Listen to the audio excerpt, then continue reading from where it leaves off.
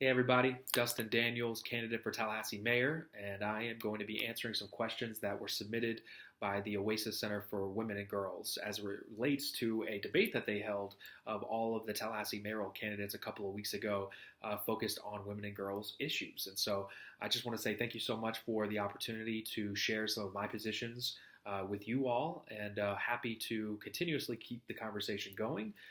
You can always reach out to our campaign at dustindaniels.com, or just visit our website at dustindaniels.com to answer any questions that you might have. And I really just wanted to kind of hit a couple of high points for all the questions, and then I'll go into each one individually. But for me, I think that a big part of my campaign focuses on changing the way that we think about our greatest opportunity moments, as well as our greatest challenges. I believe that maybe instead of trying to create economic opportunity for people in this community by holding out corporate giveaways and corporate incentives, that maybe we invest in people through free community college, vocational and technical training, and pipeline those individuals to jobs that pay good wages today here in our city. I'm also proposing things like universal pre-K, because I know, as so many of you do, that the important early years of a child's life, specifically 0 to 3, is when 90% of brain development happens. And so much during that time of a child's life really determine the sort of long-term trajectory that that child may see as it relates to their healthcare, to their employment, to their education, and even if they come into contact with the criminal justice system. We have got to be making smarter investments, and I think that this is one way that we do that. I believe in pay equality and pay equity.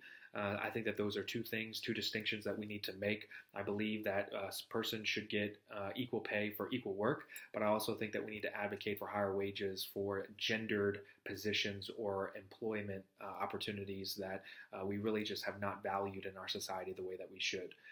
I also think I need to say that trans rights are human rights. Anytime we are talking about women's issues or issues that affect women and girls, we have to be talking about trans women as well.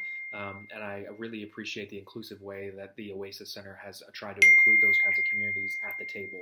And then the last thing I'll just say is sexual violence is a community problem. It is not just a problem that we find in our university campuses. It's something that we have to come together on to really address as one community.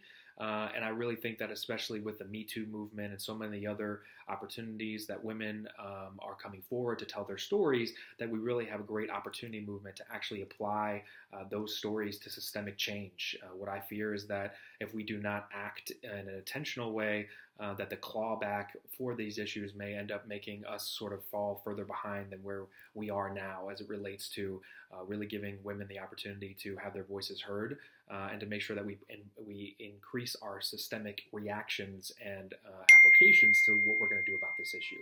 So again, thank you all so very much for the opportunity. And again, if you have more questions, I look forward to hearing from you.